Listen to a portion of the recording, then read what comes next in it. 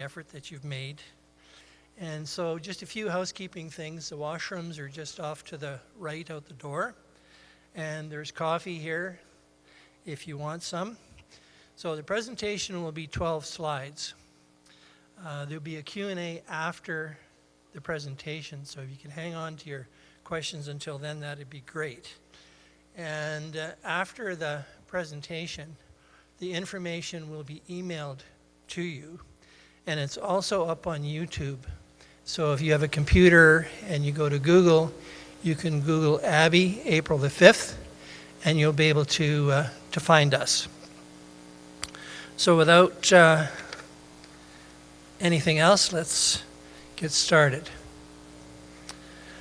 So this is the Abbey team, and I'd like to have Cleve come up, Cleve Erickson, and introduce himself to you.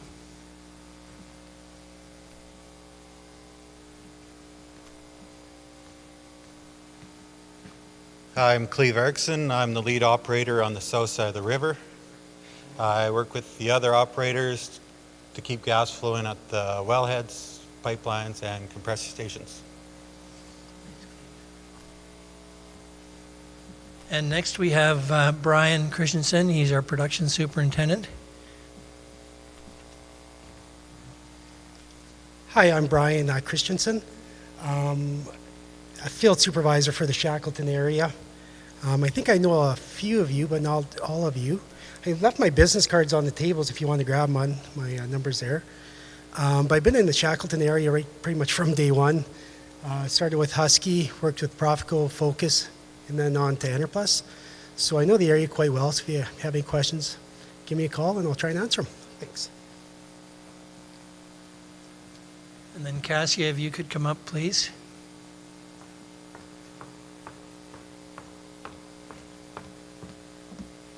Hi, I'm Cassia Patson. I'm the field technician, and I work out of Lac-Dina South. Thanks, Cassia. Joel?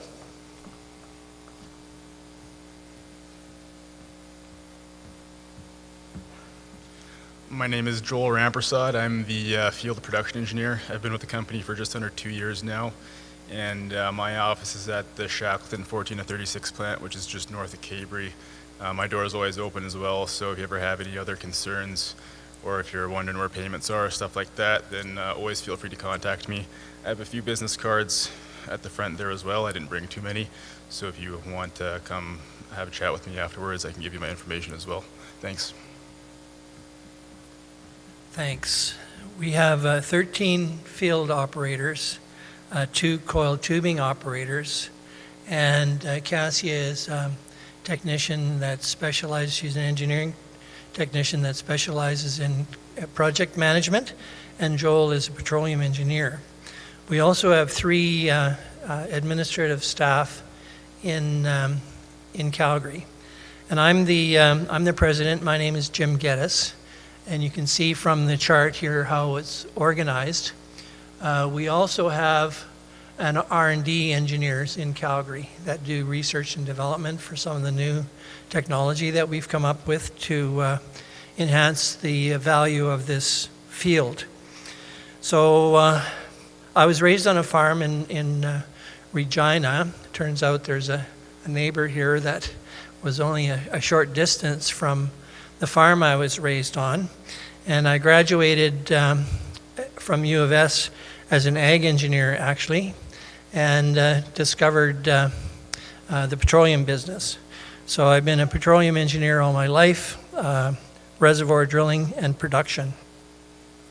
We started our own company in 1980, and we've been managing assets like this since that time. It's a hands-on operation. So there's quite a few similarities between our resource business and the agricultural business. First off, we have production risk, the same as the agricultural commodity community does. We also have commodity price risks. So the only difference is that you look up and you like water, and I look down and we don't like water. On the assets themselves. Cleve talked about the south side of the river. So this is he's the team lead here. Our other team lead is Colin Peterson, and he's not here today, and he manages this part of the river. So we call this the north part, we call this the south part. Brian's the superintendent of all of it.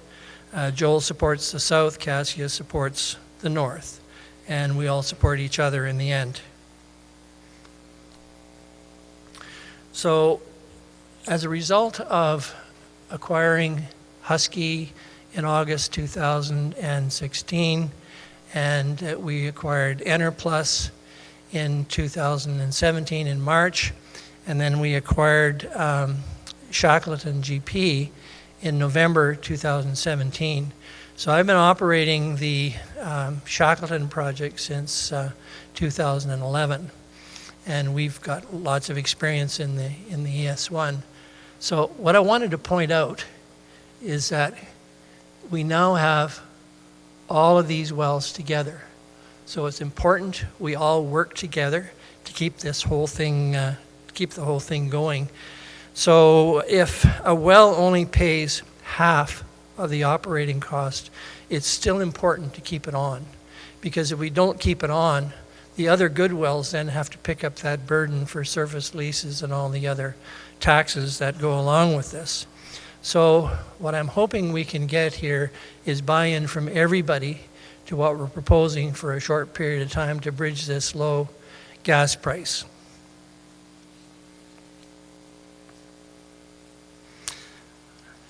The reserves and the project life. As I was saying, I'm a reservoir engineer, so I've had a look at the reserves here. There's over 300 feet of pay in this reservoir. It's only made 4% of the production of the gas in place to date. There's at least another 4% available, just using some new technologies and operating techniques. So what I did here, I'm just going to take this out. So what I did is these are decline analysis from what this field used to be. So initially, when this is 100 million cubic feet of gas a day, it used to make 150 million, and it's declined like this. Now, right now, it's come down to here because we've had a very difficult winter.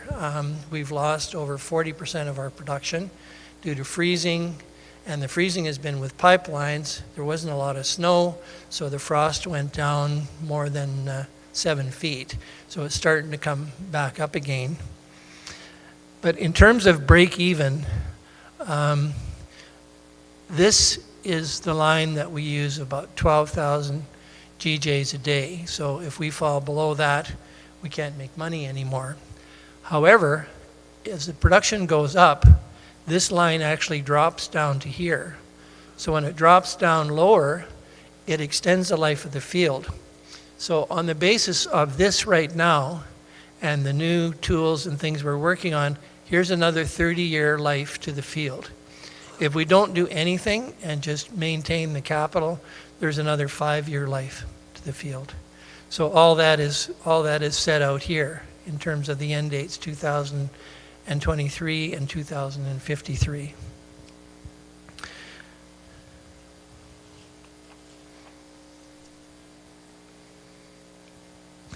In order to, move this field to the next level, we need to use innovation and technology. We didn't buy this to do the same things that everybody else has been doing. It would get us another 5 years. I'm more interested in the 30-year plan than in the 5-year plan. So I have a tool called a Smart Well Optimization Tool, or SWOT. And it works on the principle of a beer keg. So when the bartender fills up your glass, there's a line that goes right to the bottom of the beer keg. There's CO2 that sits on top of the beer keg, and when he opens the valve, it fills your glass, and when he closes the valve, it's full. So what we've done is taken a 20-foot piece of pipe, and moved it down in the ground, and we put probes inside the pipe. So when the thing fills up, it knows that it's full, and then we send high pressure gas down and we displace the fluid up another line. So what this means now, we don't have to put fluid into our gas lines, which causes freezings and plugging problems and that sort of thing.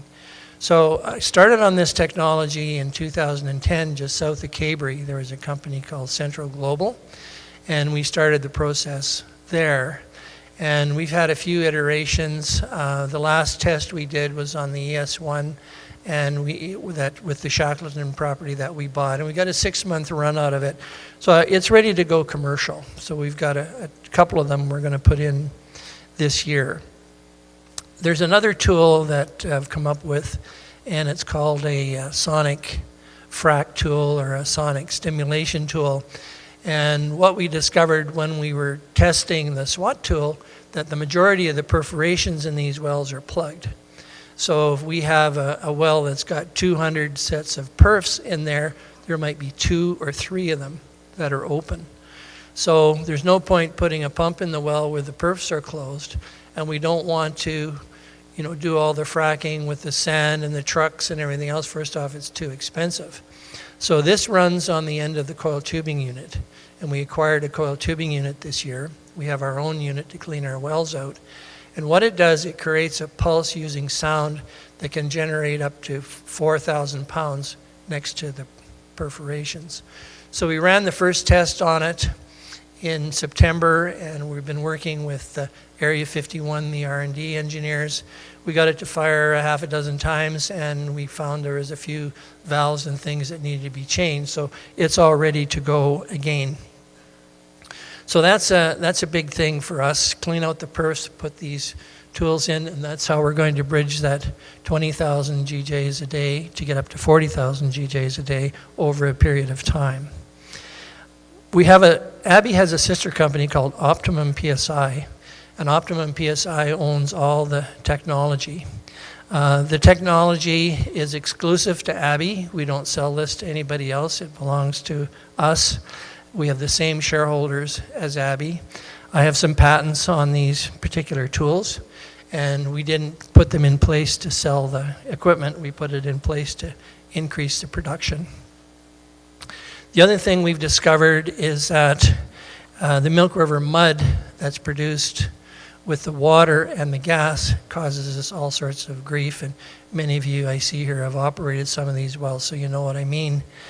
And the mud itself, it's indigenous in the rock. It's ubiquitous. It was a swamp at one time, and so this swamp was an offshore bar. It was a long ways offshore.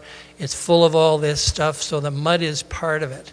So you have to produce the mud and the water and the gas in order to recover all of the reserves. And throughout the process, there's a farmer down at Golden Prairie who's been putting this on his land for the last 15 years. He puts some zeolite in it, he puts it on his land. He claims a 10 to 15% increase in yield compared to what he was doing with a conventional fertilizer. So we're working on that. That's another cost reduction, and some may be interested in using this to supplement what they put on their soils for fertilizers.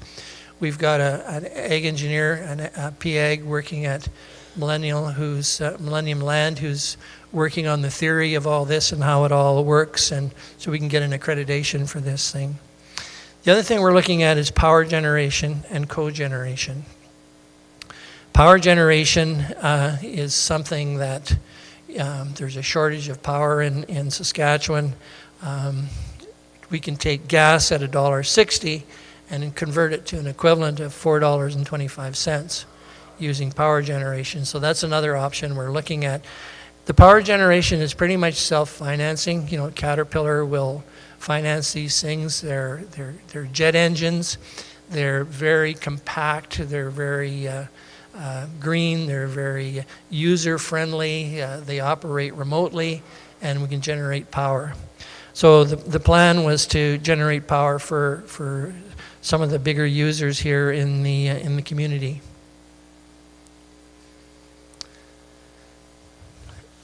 Now, I wanted to talk about commodity prices. When this field was drilled, the gas prices were $6.50 a GJ. Today, we're looking at $1.60 for the next 3 years. So I've spent the majority of my career in gas with between 85 cents and $1.35, and that was great. But surface leases were $800 a year, so it all went around. So when the leases were taken in the early time, and the leases aren't a factor of prices, but the leases are a factor of, adverse effect, general disturbance, and loss of use. So that went into building the leases, and that's what they worked out to at that time. So if gas prices today were $6.50, we wouldn't be having this conversation. Even if it was $3.25, we wouldn't be having this conversation. So what we've looked at is when we bought this field, it was losing $10 million a year between Enerplus and Husky. So they had made the decision they were going to abandon the field. So I went and met with them, and I looked at different things we could do using, conventional type strategies to reduce the costs. So we've done that, and over the last 2 years, we've taken the $10 million loss, and we've generated a profit of about $110,000. So a lot of money going through the system to get a little bit out the other end, but that was at $2.40 gas prices. Now, gas prices have dropped below that down to $1.60 using the strip price. We need to look at other places, and the next places are surface lease rentals, property taxes, agricultural surface lease rentals with the government, Saskatchewan well levies, and there's a few remaining conventional things that we can do. So I organized the tasks in order of which ones would have the biggest impact. And the biggest impact right now are surface leases. So I wanted to show you a little bit about our cash and how it all goes around. So last year we had a little over $12 million in revenue. Transportation is what we pay to Transgas, and then trucking, labor, and then the next big piece are these things. Lease rentals with the government, surface lease rentals, property taxes, and well levies. So of the $12 million, $8 million of it are fixed costs. And then there's the labor on top of that. So those were the operating expenses last year. These were the gas prices. This was the operating cost, and here was the annual volume of about 14,000 GJs a day. So the budget for 2018, we're budgeting a little bit less on revenue. The transportation costs are down a little bit. And then this is the impact on savings with the government, surface lease rentals, and property taxes. So with the government, there's about 292,000, surface leases a couple million, and property taxes about 600,000, and the levy 150. It all adds up to about $3 million. So if we take that and we reduce this to that, now at $1.60, and increase the volume to 19,000 GJs, we make a small profit. So out of that profit, that's where comes our maintenance capital, and then there's a little bit of overhead on top of that, about $250,000.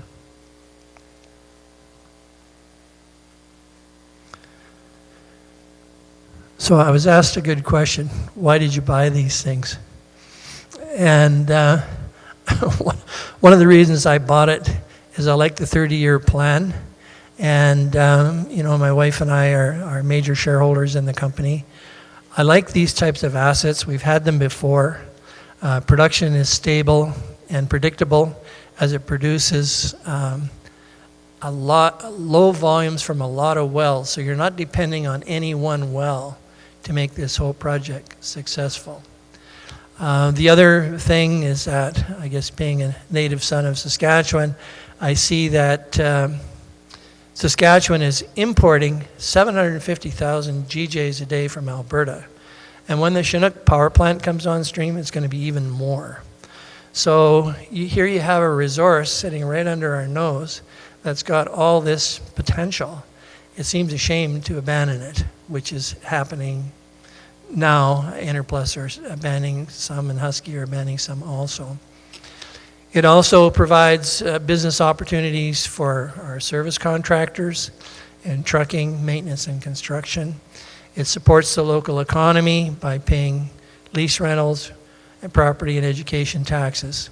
And it also supports the government of Saskatchewan, mineral lease rentals, well taxes, and crown lease rentals. So lots of taxes before we get to put anything in the ground to build the production base. So the next question was, what are the benefits to the surface lease owners by supporting Abbey in this initiative?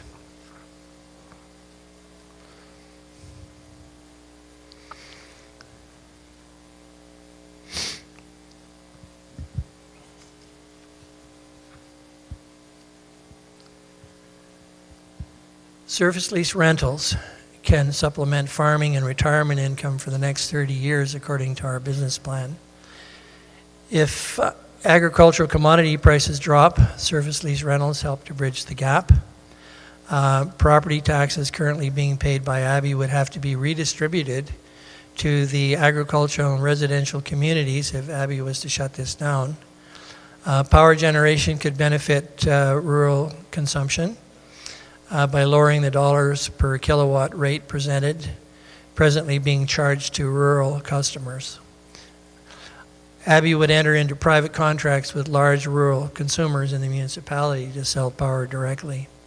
Also, the mud mixed with zeolite could benefit the agricultural industry by lowering input costs.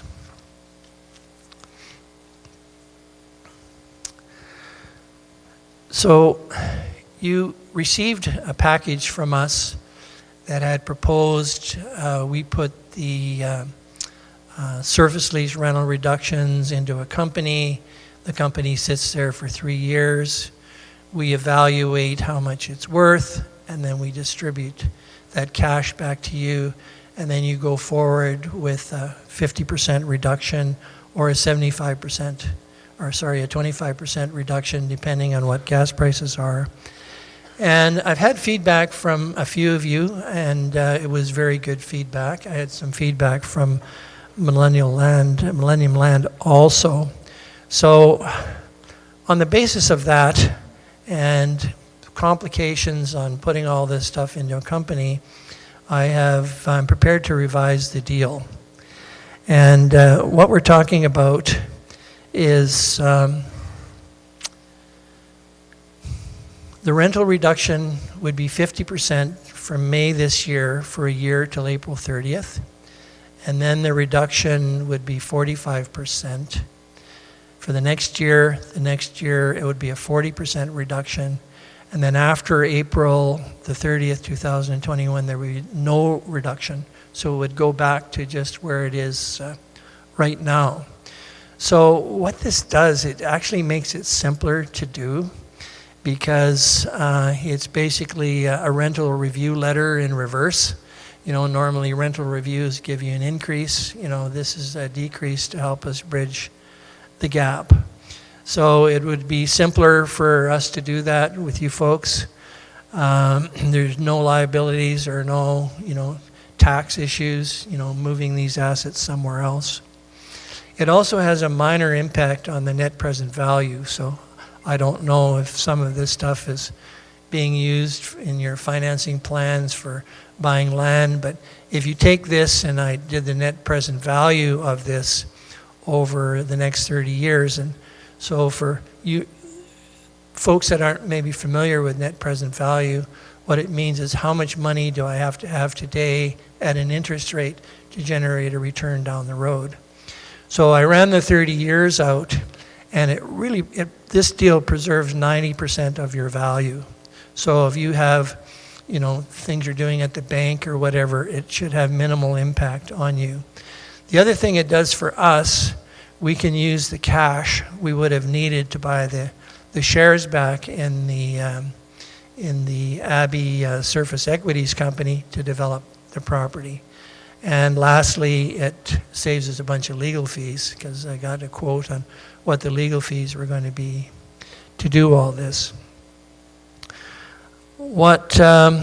So that's what we've come up with. This is all going to be sent out to you.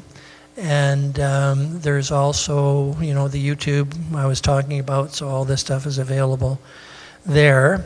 And I'd like to also thank Millennium Land and Aaron Tate. I know it's a bit of a thankless job. He had 500 people that he had to contact in about 3 weeks. The database has changed. Landlines that people had, they've now got cell phones. There's 2,400 lease documents involved in all this.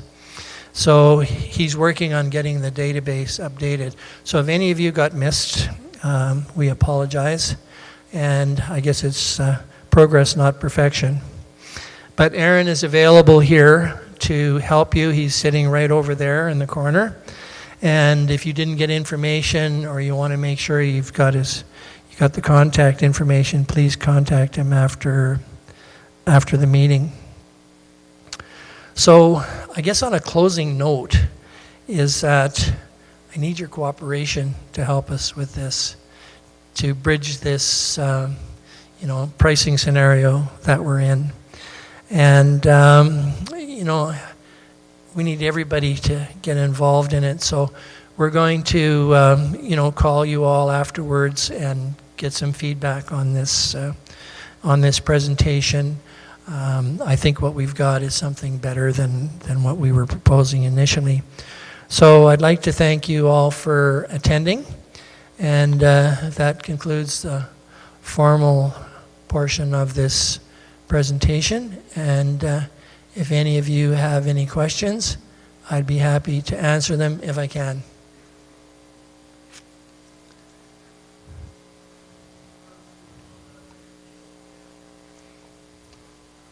I didn't hear you. Yes, I will.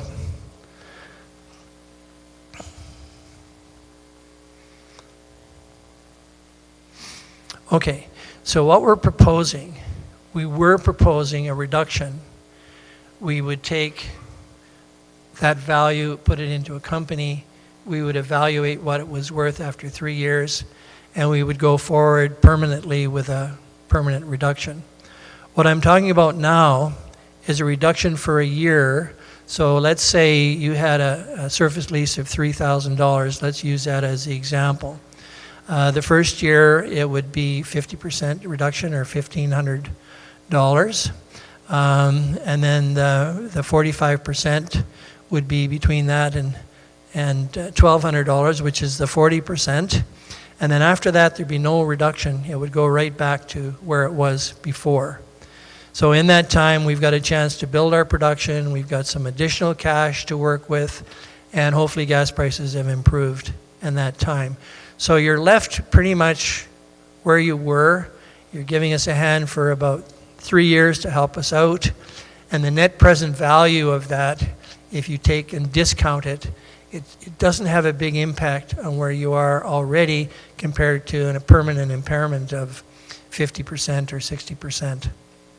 Does that answer your question? Yes?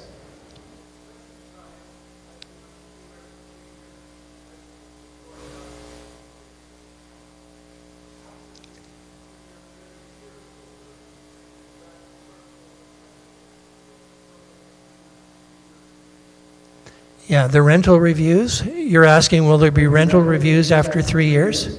Yes.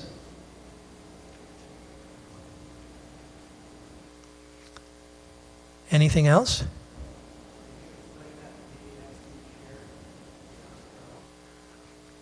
Okay, the question was, would you explain the ASE shares? Okay, so they're off the table. It wouldn't be part of this at all now. What you would get, we'll have Millennium Land prepare a rental review letter. So it's no different than when you get a rental review and you get a letter that says the leases are going up. We would prepare a letter that would talk about these reductions. So it would form a part of your lease. So we don't need lawyers, we don't need a company, we don't need to put this into anything else.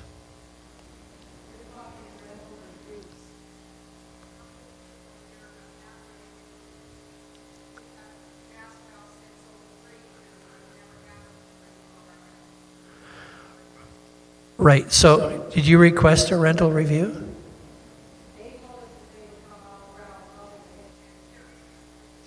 Okay.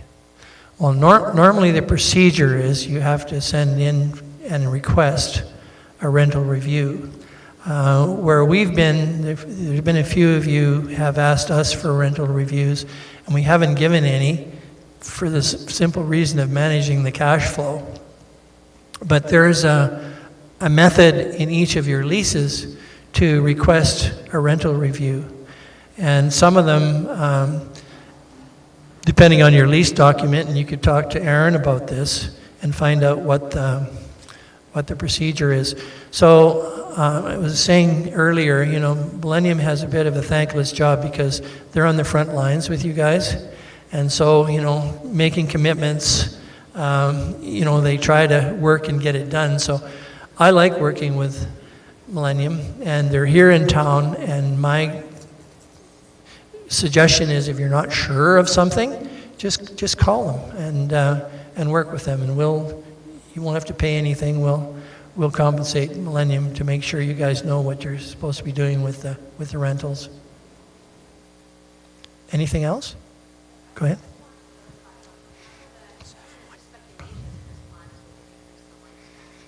Right.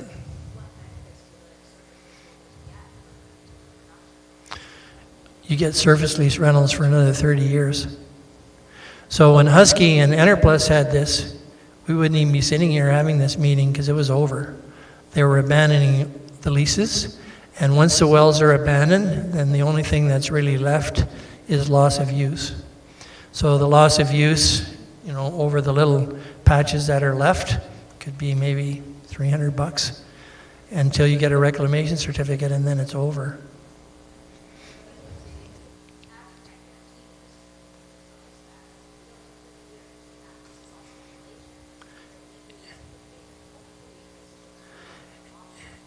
Yeah, so if you go back to this curve again,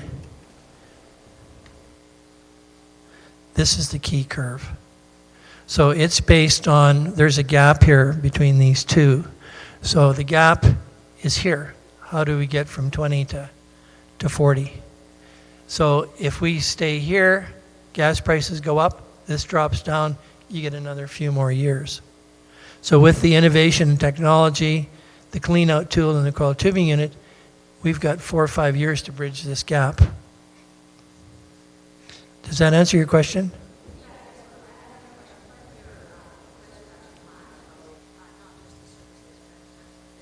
Right. Right.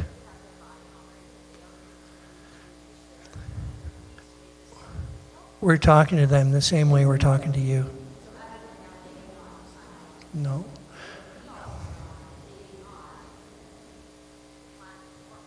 Well, it works for $2 million worth. So if you go back to our cash flow model again, so if we get $2 million of this, then we have a small profit at the end. So we can still improve on that by increasing this number here, the production. But we can't operate at a loss. Abbey Resouces is no different than you folks. You know, it's just a small business. What we take in revenue, we have expenses, and we have to make profits or it doesn't work.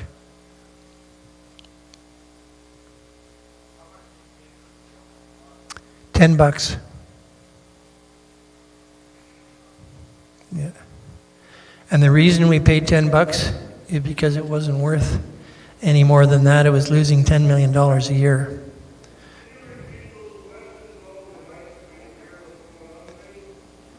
Oh, the questions? Okay. Do we have another microphone? Okay. Would you like to hear them all? Yeah, absolutely. That's a good point. We can do that. So this lady here had a question. Do you want to, would you mind repeating it? My question was just, I can speak up too. My question was just part of the plan involves the buy-in from the RM as well as the government, and that's what I had asked. Do you already have their buy-in to this? I mean, I understand this is a group of the surface rights individuals, but that was my question. Do you already have them on board? I don't have buy-in from anybody. So we just started this initiative on March, the first week in March, and we started with surface lease rentals. We're talking to the municipalities, and I met with Lacadena just on Tuesday. So we're talking about coming up with a fair system to make sure that we pay the proper amount of tax. And I'll give you an example of what's going on. Is that, you know, the oil business is perceived as just having unlimited capital to do whatever, and in some ways it's our own fault, because you see people out there, you know, spending millions of dollars on wells, and it just seems that there's no end to the money. So this particular pool of wells up here has an assessed value of about $38 million. The property tax, not the education tax, is $945,000 on that. These particular group of wells have an assessed value of $53 million, and the assessed value for property tax is $374,000. So my point is, if this is worth $374,000, these are the same things here, we should be paying the same. So the issue I have is that municipalities have budgets too. So they have budgets, you know, they have their needs in order to meet their obligations, and they're counting on, you know, these revenues from us. So we have to talk about how do we bridge this no differently than we're talking to you. Go ahead.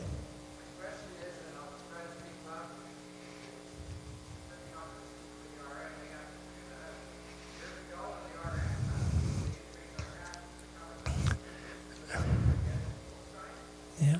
So that's my point here, is that I think it's important that we keep this project moving along, because if there's $2.7 million in taxes and this whole thing gets shut down, it goes back to the agricultural community and the residential community, because those are the only ones that are left to pick up the additional burden. So right now what's happening is that they have what's called a mill rate factor. So on these wells,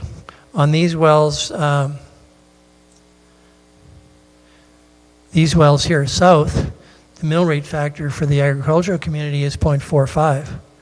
So for us, there's a mill rate of about 7%, but for the farmers, it works out to about 3.5%. I can live with that. I can live with that here, but here, you know, the production is less here because there's less wells, and yet we got to pay more tax here, so it's a burden to us.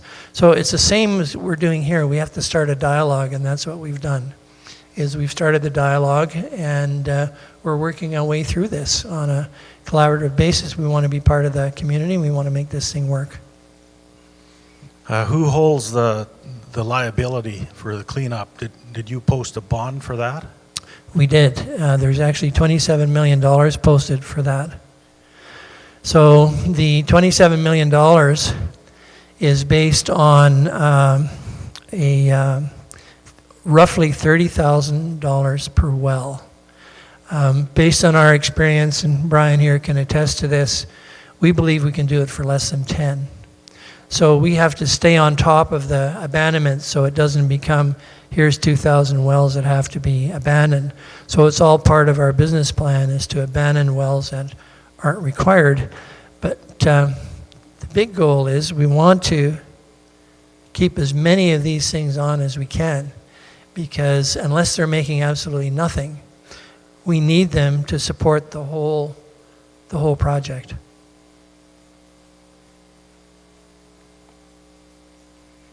Yes? Yeah.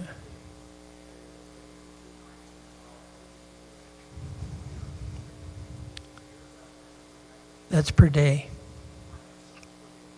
Yeah, it's already done that. So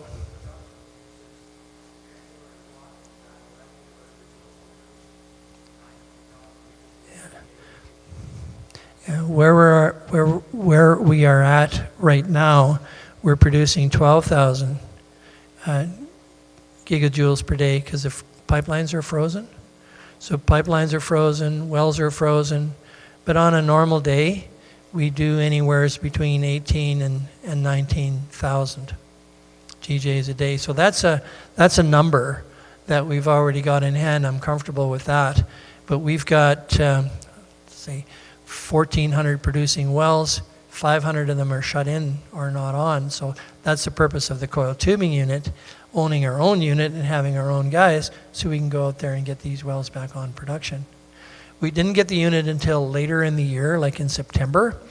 So cold weather and that sort of thing has really slowed the progress down. And when you're dealing with mud and water and it's minus 20 degrees, it's difficult.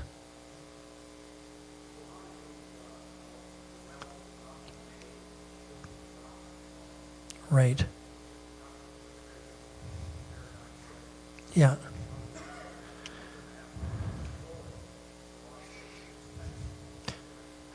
Right.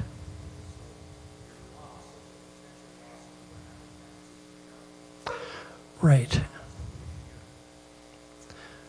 So if you look, this if you is look better. at this chart, if you look at this chart, the production I'm budgeting here is 19,000. So we have to have this along with the reduction in order to generate this at $1.60. So your total production for the year of 2018, have you based that on 19,000 gigajoules Yeah. a day Right. at what, $1.60 a At gigajoule? $1.60, yeah. So where do you get this $1.60? I mean, I keep watching natural gas Right. prices on the business channel, and it's Right. $2.70 and it's Right. $2.50. Where's the $1.60 come from, and why are you saying it's not going to change for the next 3 years? I don't know that. But what I do know, that this is the strip price. Whoops. So this is the strip price. If you go into the market and you go to the NGX, that is the price of gas for the next 18, 19, 20. So there you go, $1.47, $1.54, $1.66. So if I was to go and hedge that gas right now, that would be the best price I could get.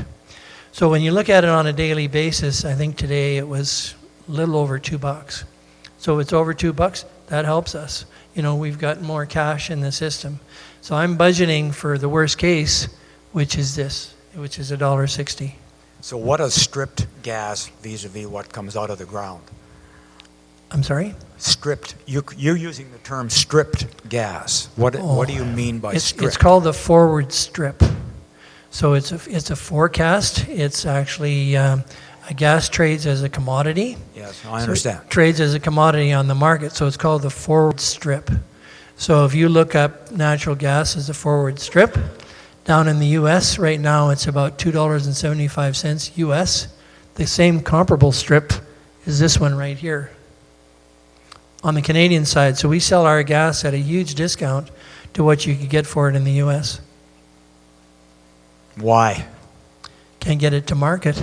You're just landlocked. We've got the Americans bringing in another 3 BCF per day into Dawn in eastern Canada, it backs out all the gas that TransCanada has in capability in our pipeline, and the gas gets trapped here in Western Canada.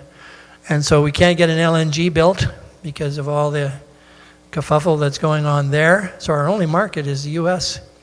So the U.S. have increased their exports to Mexico. They're getting close now to 10 BCF per day. Maybe it's 8 BCF per day. And Canada that's where they're getting gas out of the market. So what this will do, and to answer your question on prices, at these prices, those aren't very attractive prices for drilling. So the drilling stops. And when the drilling stops, then the supply stops.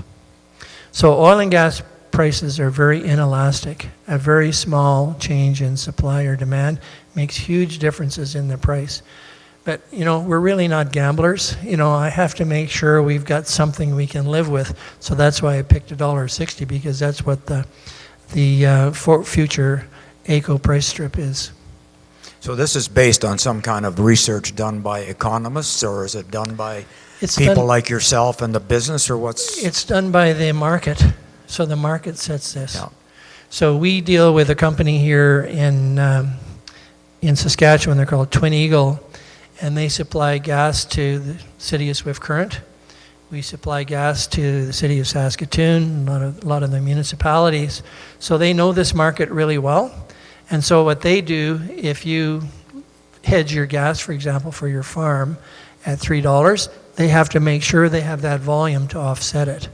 So then if I go to them and I say I want a future price, like when we bought the thing initially, I hedged 7,500 GJs a day at $2.75.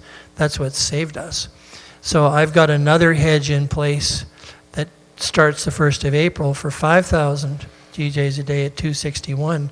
But if I went today to do that, I'm going to get a hedge at, $1.60. Why would I hedge at something that's going to cause me grief? Yeah. Now, how optimistic are you that you can maintain that flow of gigajoules over the next 10 years, or how often do you change the sort of the guesstimated rate of flow on those wells, because they can't be all flowing 19,000 gigajoules a day forever for 30 years. No. They're going to be up and down. And yeah, no, that's a good question, and these are not renewable resources, so there's a decline built into them, and the decline is generally about 5% per year. So if you look closely at this chart, when you get it, you can see what the decline rate is. So here I put in 7, and with the maintenance capital, it's about 10. So this is a curve, it's a regression fit against the historical production. So I didn't invent this. This is production that's already gone through the system, and all we did, we took a curve and we did regression analysis and we fit it. So you can see here, it's fallen off because of the cold and all the rest of that stuff. But this is where we should be with it. And the other thing is that gas wells decline harmonically, or they don't decline exponentially. So exponential is constant rate of decline. Gas wells don't do that. So as they get further and further along, they decline less and less. That's the beauty of shallow gas. So your input to maintain the flow is not going to be, it's an unknown factor, of course, because your costs of pressuring or fracking or whatever is involved here. So, what's your best guess on what will happen to maintain some kind of a constant flow over a period of years? I mean, because that's going to affect your net bottom line. There it is, your right input. there. Where's that? That's my best guess there, using maintenance capital without any of the innovation. So it'll flat line? No, it declines. So if you look at the decline here using the maintenance capital, it's about 10.5% per year. So the money you'll spend fracking now, this year, or whatever you're going to do to rekindle the flow out of those wells that you say the pores are clogged, that's going to be a one-time cost? I don't know for sure because we're just new at this, so I'm not sure how long it takes them to plug back up again. So once we clean them out, I'm confident if we put the SWAT unit in beside it, because it's a smart pump, you're not going to surge the formation, so you shouldn't get the same plugging we've gotten in the past. But these are engineering estimates. That's why I'm an engineer. So we come up with our best shot at these things to make it work. So I'm confident we will. There's also 500 wells that are not producing. So the next goal is to bring those wells back on and supplement the existing production base that we've got. So you're basing production now on all the wells that are in the grid and going to compressor stations Yeah. and everything else. Right. These non-productive wells, I happen to have one, Right. they're not a factor at all. They're just dead money for now or dead. Well, we need to have a look at why it's not producing. So it's taken us a while to get on top of this. So what we did north of the river, we acquired the transgas lines. So by acquiring the transgas lines, we eliminated the trucking because we could put all the fluid and stuff into those particular lines. So we focused on saving the $10 million through operating and that sort of thing. The next level of focus is to get these wells back on production. And that's why we have our own coiled tubing unit, the sonic frac tool, and these things. Okay. No, I think that answers most of my questions anyway, so we'll go from there. Great, thanks.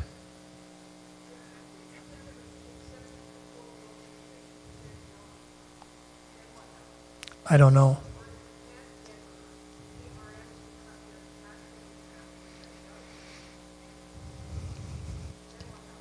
I don't know.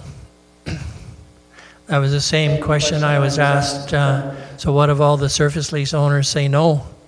I haven't asked you guys yet, so that's why we're here, to have this discussion. Well, I can't really see that the RMs are going to be able to cut your taxes in half, because every person here in this room probably pays property tax to an RM. And if I didn't have a good crop in the last 3 years, they're not going to take that as a reason for me not to pay taxes. We have to pay the taxes. Yeah, I don't have a problem paying the taxes. I just want to have them fairly assessed. I want to pay what we should pay fairly. So there's two municipalities, Snipe Lake and RM, use the RM of Lacadena, they use tax tools. So these tax tools, like I was saying in that one particular case here, if we go back to this, here's a group of wells that have an assessed value from SAMA. It's an independent valuation of $58 million, and the taxes are $370,000. Here's another one, same evaluation, $38 million, and the taxes are $945,000. So I just want to be treated fairly. I want to be treated fairly across the board. So it's easy to say that, but we have to talk about what their needs are also. So they didn't know that we are now not using the roads to the same extent that we were before. So that's the purpose of the discussions, is to get information so we can make informed decisions and work together. But is there a percentage then that you're expecting of the service owners, the lease owners, to either accept you or not? If I accept and someone else doesn't, then does that make a difference in what's happening? Yeah, it does. We need everybody on side. Everybody, okay. Yeah. Otherwise, how do we do this? That would be great coffee shop conversation. One guy takes half and the other guy didn't. How are we going to work through that? I'd like to make a point on the taxes. Our municipal taxes get reassessed every so many years. I don't know how often it is, but maybe I had a quarter section worth $60,000 and the mill rate is a certain amount. Right. You come in and reassess it at $100,000. The taxes don't go up that amount. The RM says, how much money do we need? And they lower the assessment, or the mill rate, to get the equivalent amount of money they were getting before. Right. So if you're comparing one side of the river to the other, make sure that you have the assessments done in the same year, so you're comparing apples to apples, because otherwise the whole exercise could be wrong. Right. So the assessment year was 2017. I went to Regina and I spent time with SAMA on all this, and we've gone through the assessments. So we're comparing apples and apples on both sides of the river. The issue is, it's fine to say, well, I'd like 7% on one side and 7% on the other side, but each of the municipalities have different needs. So maybe it's 13%, on one and it's 7 on the other. I'm okay with that too. I just don't want to have minimum taxes and mill rate factors and everything else to jack it way up. And in the Lacadena, there aren't very many commercial enterprises there, so we're the only one. So I'm not blaming anybody here. I'm just pointing it out. I've gone through the spreadsheets, I've gone all the data, and we've started the conversation, just like we've started the conversation with you folks.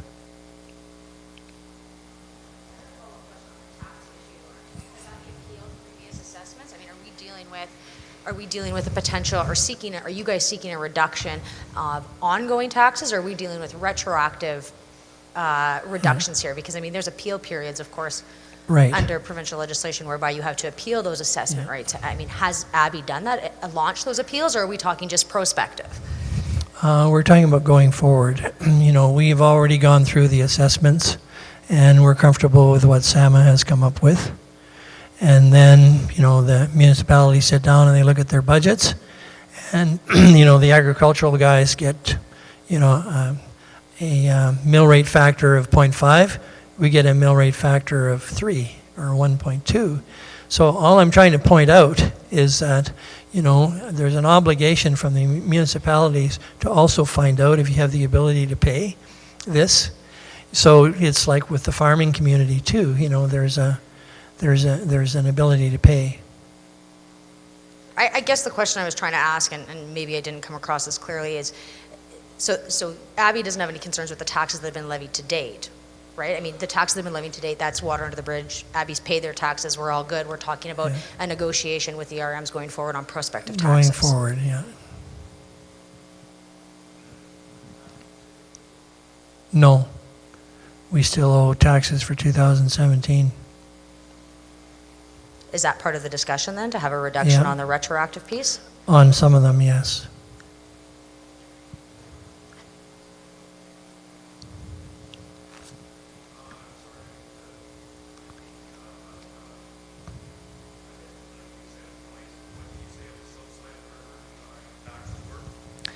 So on the south side of the river, the assessment is $58 million, and the taxes for the municipal portion alone are $374,000.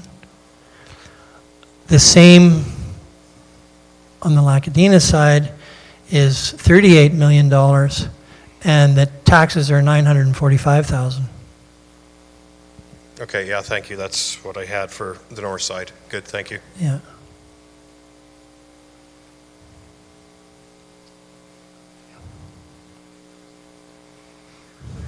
Saying that because of freezing over the winter and everything has dropped your production. Right. So they thaw out in the spring, your production goes up. Is there a maximum amount that you can produce that you can sell? Like, is there a maximum and minimum of gas that you can sell? We can sell all we produce. You can? Yeah. Okay. Because Saskatchewan is short 750,000 GJs a day in the winter. In the summer, it's about 500,000 GJs a day. So 20,000, 40,000, we can sell that into the market. So I guess my thoughts are, and I don't know the whole technical part of this, I guess, is it affordable to drill more wells to get more gas? No. It's not cost effective, eh? No, there's no economics in drilling. Besides, when we have wells that have only made 4% of the production, I think the low-hanging fruit is where we want to be to go after the other 4%. Okay. I just thought if your production dropped 35%, you drilled that many more wells to make up that 35%, you'd be making your money back still. I've looked at some of the economics of what was done out here with drilling 16 wells per section, and basically, when you're done, you have 3 wells doing what 1 well used to do. So this new technology I have has a bubble tube that runs right through the pump, and it measures the drawdown pressures. So from the drawdown pressures, we can determine what the drainage radius is and decide what the drilling footprint should be. But from the analysis that I've done, I don't think we would need to do any drilling. And on the ES1, it's impossible because with ice roads and everything else, the wells are almost $350,000 a well to tie them in. And the economics aren't there. So just because a spacing unit makes, let's say, 100 units, when you drill the offset well, it might make 25 units.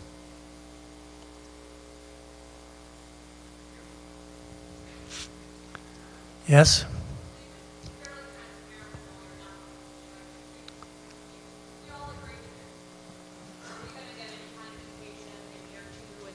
What your numbers are doing, or you've been fairly transparent. If the numbers change, if everybody agrees to sign on to this, are you going to continue to show leaseholders how you're doing in the company? I'd be prepared to have a meeting like this once a year.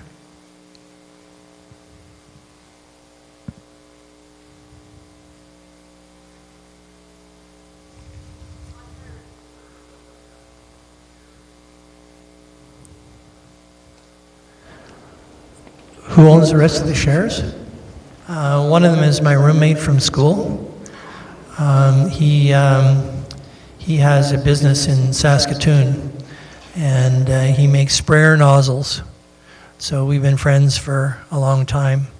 So he's the next guy in line. And then there's another fellow, another friend in Calgary. So there's 3 of us that own roughly 80% of the company.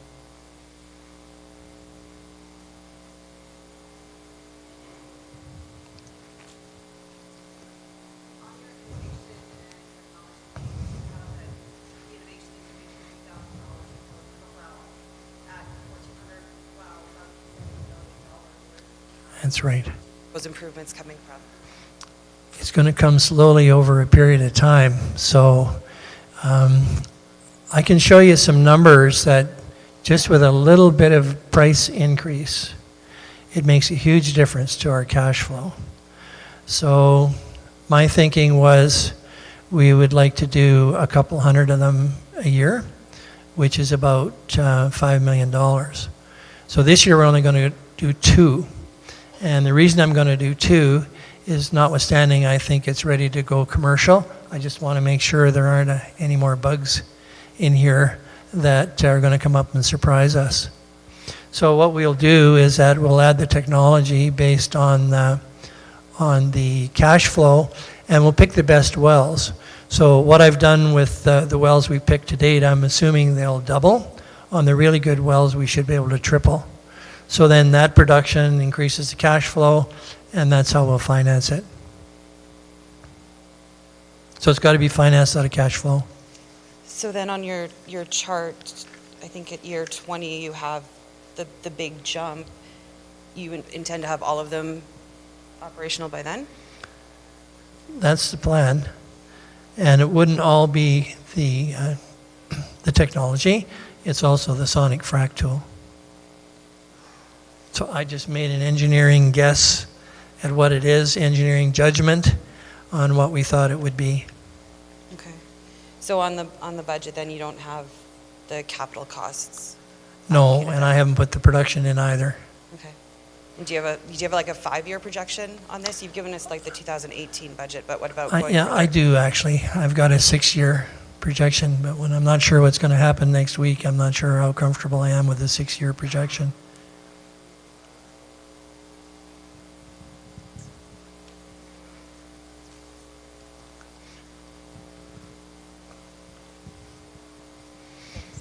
Can you just go over the rental review again, that page that you had that had the 3-year review? Sure.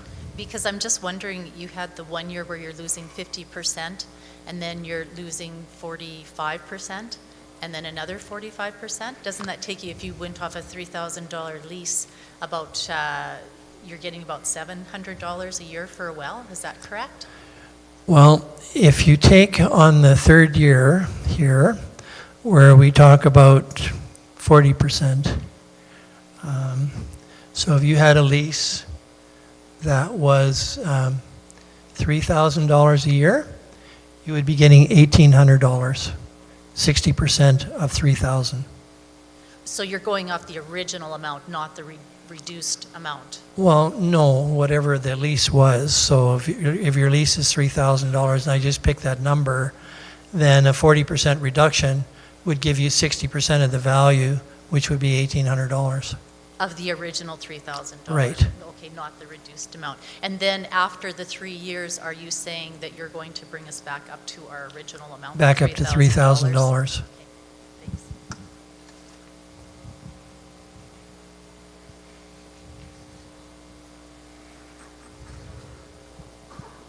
I just had a question as it relates to the cost of the technology that we were discussing a minute ago. Right. If I understood correctly from your presentation, the technology is owned by a separate company, Optimum, which has the same shareholders as Abbey. Right. What efforts has Abbey done to negotiate a reduction in the cost there? I mean, as it seems to me, you're asking us to help reduce costs. Yeah. What discussion has been done between those two non-arm's length companies to potentially reduce the cost of that technology? Okay, that's a good question. Actually, Optimum doesn't make anything. It's a technology company. So all we do, we pay the contractors, and the company we're using is Area 51. So the goal is eventually, we'll sell the tools out of there at a profit, but not right now. So you're saying that Abbey wouldn't have any direct cost to Optimum for the use of that technology, for the use of that patent? No. It's just hardware costs you're talking then to actually make the units? Yeah, because we bought it. We're in the production business. We're not in the technology business.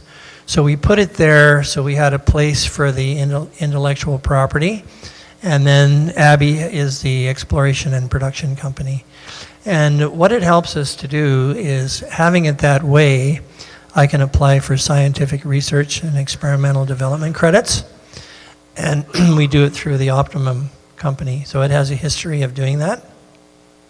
And we have to get it from CRA and get it approved by their science department. Okay.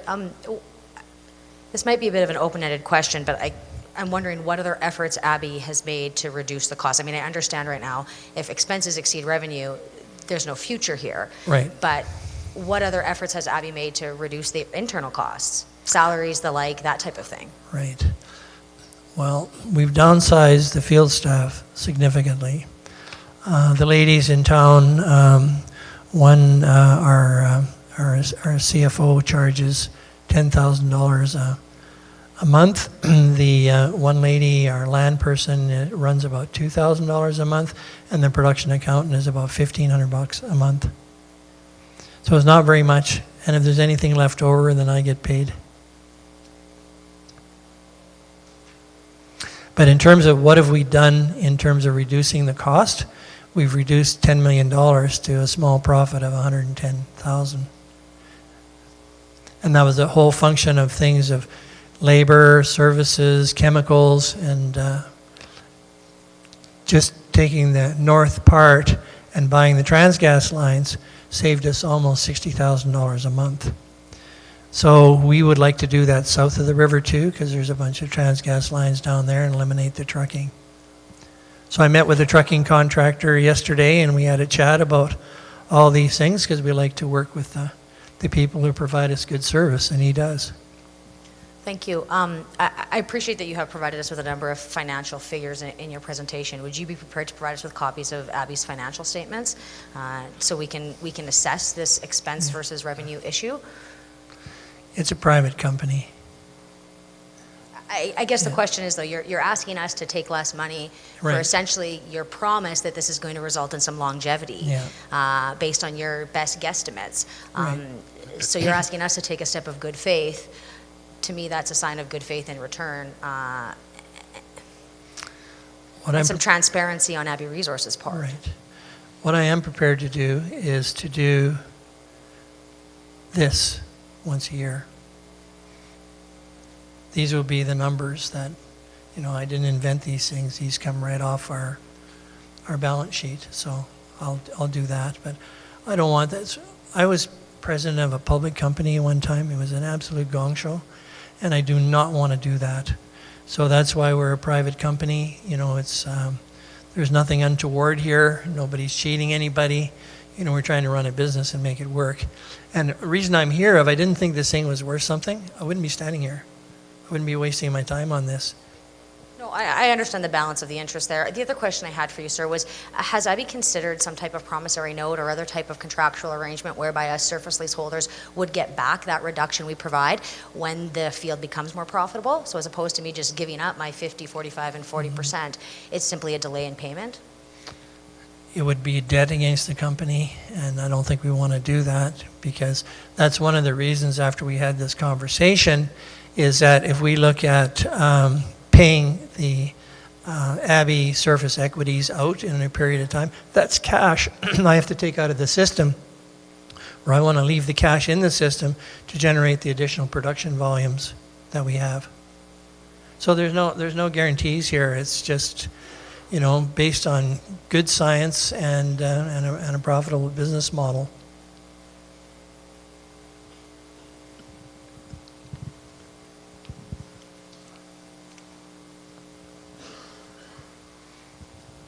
How is it going to work if everybody on this side of the room says, yeah, we'll go with this deal, but there's 4 guys over there that say they won't? Do they still get full rent and we get the low rent, or how's that going to work? I don't know. I'm going to wait to see how this all shakes out. Maybe I should wait to see how it goes in case I can still get the full rent and let the other guys take the cut. Then you have to resolve that. Yeah, that's... Sign up to reduce it. I want everybody in, or else I'm not going in. Right.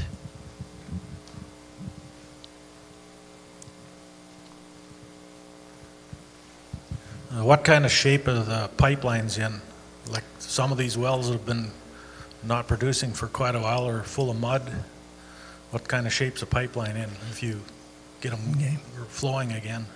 That's a good question. And what we found with the pipelines, they're not corroded, they're actually eroded. And particularly when they move up a hill, we get a little slot in the line, and we've had leaks. So the boys are on top of that. You know, Brian fixed a bunch of them last year, and Enerplus was fixing them for $35,000 per leak. We're in that $7,500 range to fix the same things. So I think this is all going to go away. So the lines aren't rotten, is that when you look at them and you cut them open, you just find a little slot in there where this mud has either bypassed under the pig and caused an erosion. So the mud itself is very abrasive, so it can cut through metal. Now that the rates are a little bit less on the wells, that should be helpful. So some of this is, you know, past experience that needs to be remedied. Does that answer your question? Along with pipelines, when we do discover a land leak as a landowner, who is our best option to call? Brian Christensen.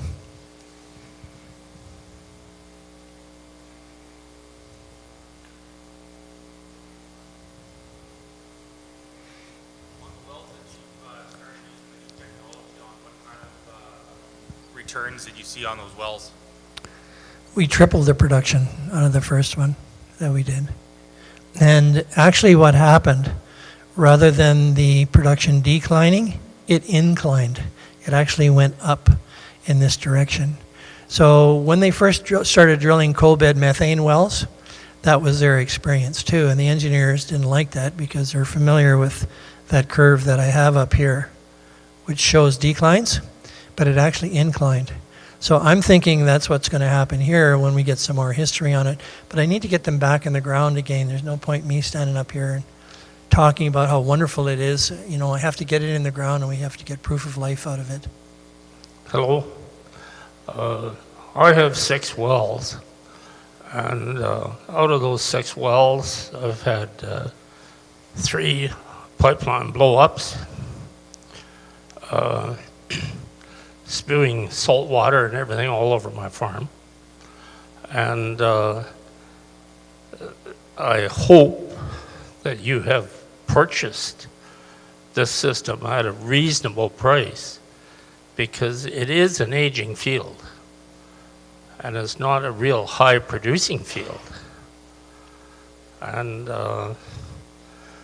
when those pipelines blew up, there was 4 wells shut down each time, and they were shut down for 3 weeks. You're losing a lot of money, a lot of production at that end of it. Thank you. As we pointed out earlier, if you put some zeolite in with the mud, it'll make your crop grow.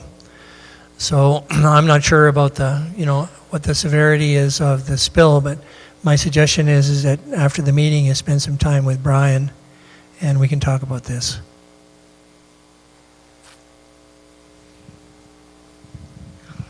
Are you able to offer any insight on the disconnect between how Ministry and Resources evaluates the lifespan of a well and how you might? So for example, with the Crown land purchase, if you had leased land that became available and you wanted to purchase it and there was a well on it, they would estimate that it might have a 20-year lifespan at that lease, that current surface lease rental rate. And then, suddenly we are hearing that, well, it could last for 30, but if you've already, purchased, gone ahead with this purchase, essentially Ministry and Resources has said, no, we estimate that it's going to be 20 years and we need that money up front to go ahead with the purchase of the land. I don't know if anybody else has gone along that process. Like, why the difference? Where are they calculating the lifespan of the well that they're pre-charging you, essentially, for the next 20 years of a well that might not run? So I'm not familiar with how Econ would evaluate that, but most reserves are determined by decline analysis. So that's what this is. It's decline analysis. Now, if you go to Econ and you look up this field and you look at the recovery factor, you'll see that the recovery factor is quite a bit higher than 4%. But where I use 300 feet of pay, they'll probably use 50 feet of pay. So there's some engineering judgment on whether or not those particular zones are productive. And at these low prices, probably of that 300 feet of pay, there's only maybe 25, 30% of it that's actually productive. But as prices go up, it can be. So in order to determine whether Econ gave you the right number, you'd have to ask them to explain how they evaluated it. I can explain how I evaluated it, but I have no idea how they did it.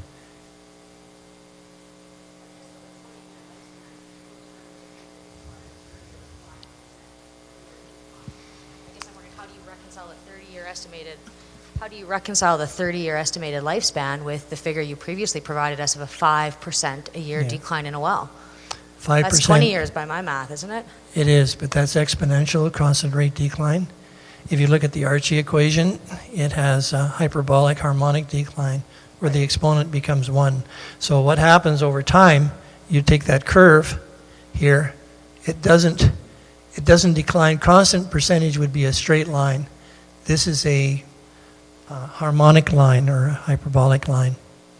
That's the difference. Yeah, I'm not an engineer, so some of the terminology you're using, it doesn't hit home with me. I guess I'm still not following how, if it's a 5% a year decline, so that how do you get to a 30-year lifespan when we're dealing with wells that are, some of them are already 10 years old, right? Yeah, so one's constant percentage, which you're talking about, so 5 times 20 is 100. But if you look at harmonic, it gets less and less as time goes on. So that's the beauty of shallow gas. That's why it's got such a long life. Because as time goes on, you look at this here, that's exponential. Now you can see it's flattening out, flattening out.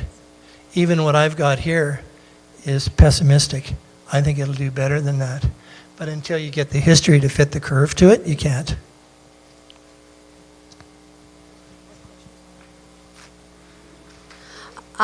The other question I wanted to ask you, sir, was in relation to, I think on one of your previous slides, you had something about a benefit in terms of individuals such as ourselves perhaps being able to enter into private contracts to receive natural gas at a reduced rate.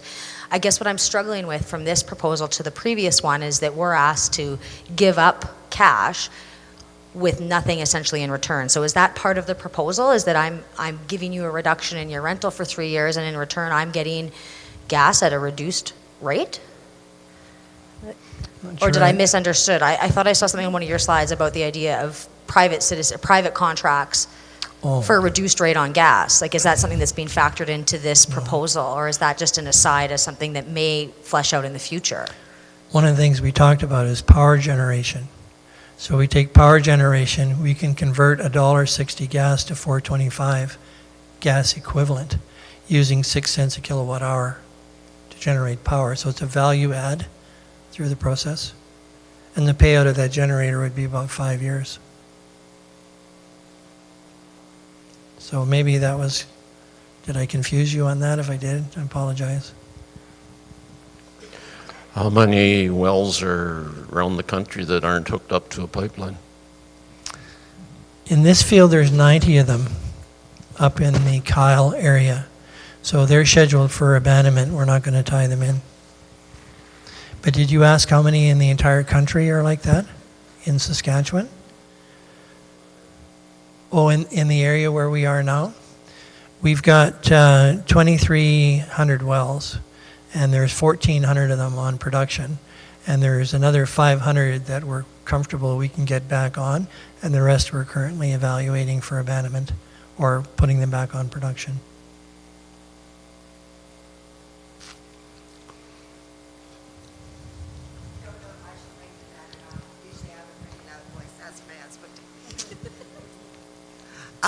I was wondering, if we go with your deal here, before the 3 years are up, we have leases that will expire. What happens then? Okay, I'm not sure your question. You're saying if the... We have leases that we started in 2003. Right. And so it'll be 21 years in February, not April. And this is a 3-year, April to May. Right. So our lease will have expired before the deal is up. Do you just redo the leases then, or? So are you talking about the mineral lease or the surface lease? Surface. The surface. I don't know. We have gas wells. They're okay. Yeah. So if you were in 2003, you're, 15 years now on the wells? But at the end of the 3 years that we're talking here, it will have expired before your 3 years is up, if we go with your 3-year plan. Well, as long as the well is producing, and even if it's not producing, the surface lease still stands. So it doesn't, in 21 years, it just isn't, we have to redo this lease, it's over? Or do they just keep going on? They actually keep going. There's a term called held by production. So as long as it's held by production and it's a crown lease, and that lease continues on, then as long as the well isn't abandoned, your surface lease would continue. That seems kind of crappy. You'd think there'd be an end of things. Oh, you want it. Sure.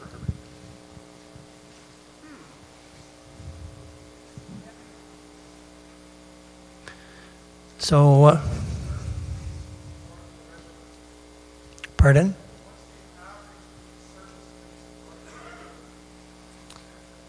Oh gosh, I'd have to sit down and figure it out. There's 2,800 of these things. So you want to know what the average lease per person is? Yeah. Well, it depends on a lot of things. Like it depends on the area. It depends on, crop loss, general disturbance. So that's, I could average it, but I'm not sure it would mean much because it's really done on a private basis. Actually, Aaron would be your guy to talk to about that.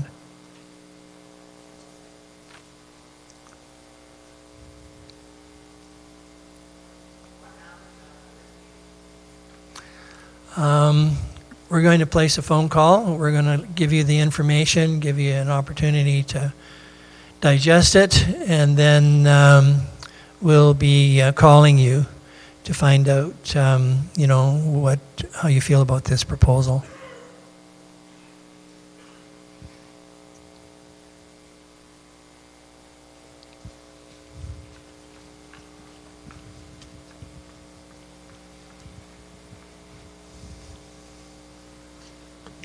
Yeah, my concern is you don't want to give us a financial statement.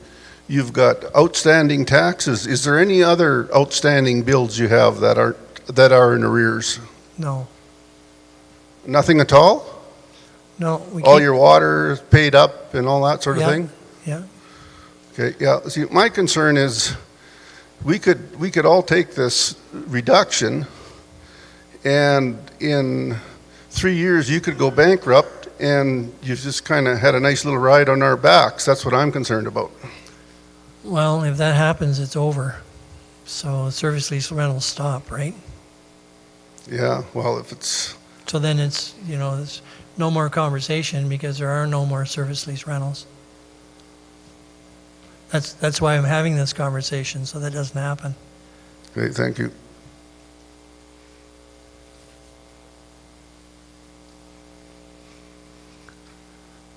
Okay, what I'm thinking here is I know some of you didn't get the information on time.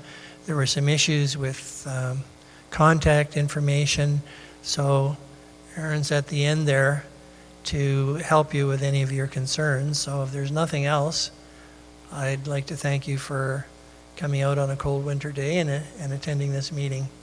And thanks for listening to our proposal.